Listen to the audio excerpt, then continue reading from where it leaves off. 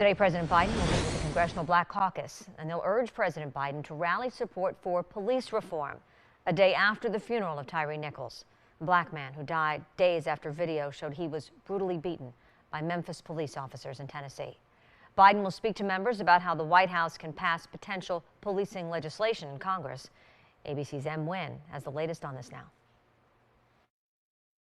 Today, President Biden meeting with the Congressional Black Caucus at the White House amid renewed calls for police reform. This after recently released video shows the violent beating of 29-year-old Tyre Nichols by Memphis police officers following a traffic stop. He died 3 days later. One must ask, was not it in the interest of keeping the public safe that Tyre Nichols would be with us here today? Vice President Kamala Harris at Nichols' funeral Wednesday, vowing to stay committed to cracking down on police brutality. We demand that Congress pass the George Floyd Justice and Policing Act.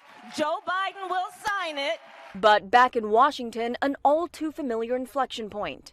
The last round of bipartisan negotiations for comprehensive police reform fell apart in 2021 over several issues, including qualified immunity, the legal doctrine that limits victims' lawsuits against police officers. At that time, Biden signed an executive order to create a national database of police misconduct, among other provisions. The White House calling on Congress to pass permanent legislation. The president told Mr. Nichols' family that he would continue pushing Congress to send the George Floyd Justice and Policing Act to his desk. The Congressional Black Caucus now focused on two things: requesting for the president to talk about policing in his State of the Union next week and using the George Floyd Justice and Policing Act as a starting framework for new legislation.